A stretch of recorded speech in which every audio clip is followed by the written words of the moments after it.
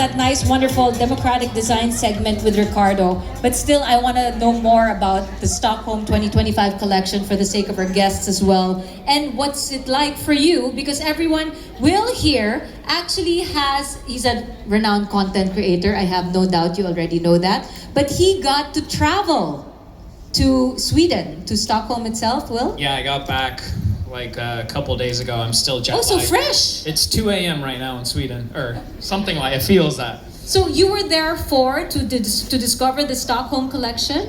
I was there for democratic design, and then I spent a week there, and then I extended because I had so much fun.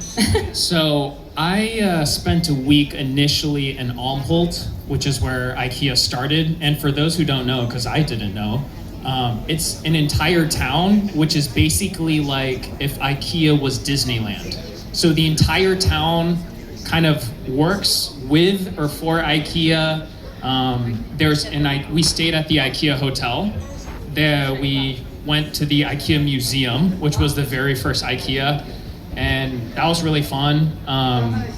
There's like rooms of the 90s, the 80s, the 70s, 2010s. So because it's 40 years, right? 40 years. You get to walk through all the decades and like see kind of how furniture and interior design and everything evolved. And it was really cool because you know how life just works in cycles. So I was seeing that a lot of the stuff that's trendy now is like from the 70s. We're kind of like going back to the 70s and stuff. But that's because they brought it, they started it. IKEA really started this even way, way before. Yes, and it was very nostalgic for me as well. My mom is an interior designer, and she lived in Denmark for 10 years, so she has that Scandinavian background.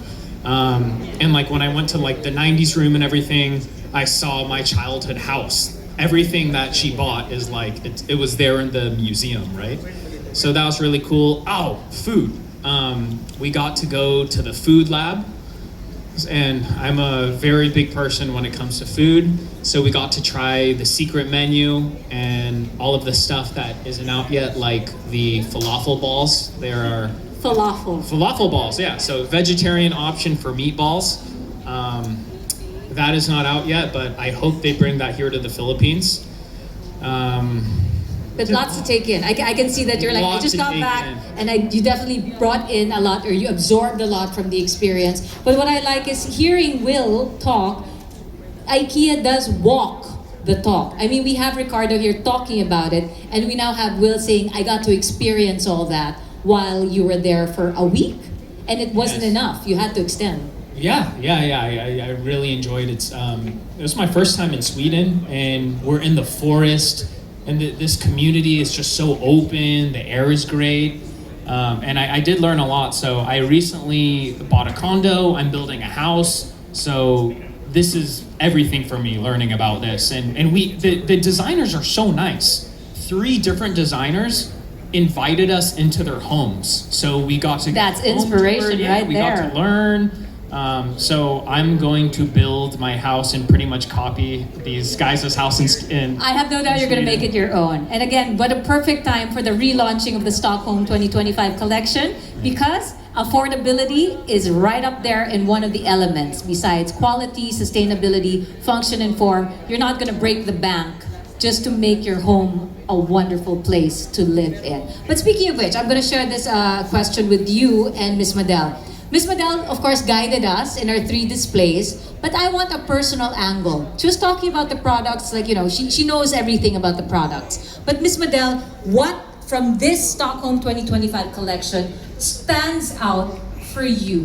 What, just like my question earlier with Ricardo, what would you like to take home and why?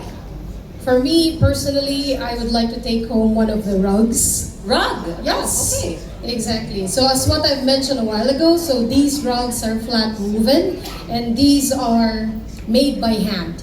Exactly. And you can flip it. Again, you can flip it.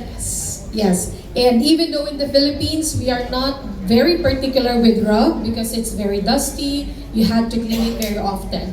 But looking at your living room, if you have one piece of rug, it will automatically elevate your living room. So that's why, if given the chance, I will take one of these rugs. In fact, you can start off with it if you don't want a piece of furniture and you have company over. Look, with a coffee table and a rug, you can already just go, hey guys, come on over, let's sit down.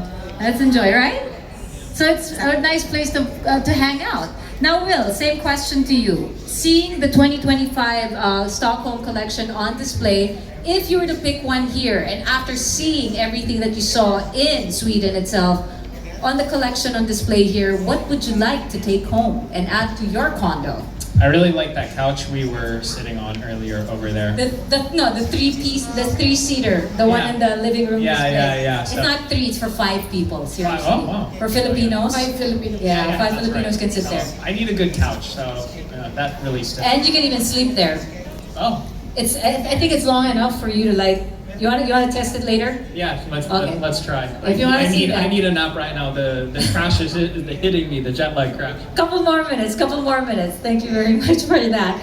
But bringing it back now to Ricardo. Okay, so I love how Ricardo's actually smiling at your answers and talking about the Stockholm 2025 collection. But Stockholm, again, Ricardo, is seen as IKEA's, believe it or not, most premium collection. How do you think it delivers value for someone like Will over here, who wants both quality and affordability in his home? Do you still feel the need you have to convince someone to say, hey, this is worth your investment? Do you feel like you still have to do that? No, I think Stockholm is a classic Scandinavian collection Okay. that adapts very well to our Filipino way of living and to our homes. The choice of colors, the choice of materials, so we can easily see a dining table as big as that one in our Filipino home, since we like to receive our big families, we like to gather together on weekends, that's what we do. So I think that's a fantastic way to say, yes, this collection is actually very, very close to our Filipino homes and our Filipino way of living at home. And it's not anymore an argument about affordability, because we've been stressing that since the start of the program. It's something everyone can have. It's something many, many people can have. So is sustainability a big thing for you? I wonder, Will. Yeah, growing up in Northern California, it's really big there. I even went to minor in college. I studied agricultural business, and I tried to minor in sustainability because that was really big back in my day when I was in college, and it was coming up, right? And it's definitely a bigger deal now. Yeah. So one of the coolest things I remember on that trip is seaweed. We were looking at the seaweed because I don't know if it's 2027, 2030. In the next few years, I remember them telling us IKEA is planning on phasing out plastic, and they were making plastic out of seaweed, which crazy. Like I just remember looking at that, and that kind of blew my mind. So that's really cool. Okay, and again, they're walking the talk. It's not anymore ideas or theories. It's available. Yeah, there's so many things I saw. Like now, all the flashbacks are happening. I remember this table. We saw a lot of cool stuff. There's this table, and it's really light, but it's really sturdy. So how do they save on material in that? And then they open the table, they cut it, and then they like zigzag. It's almost like cardboard.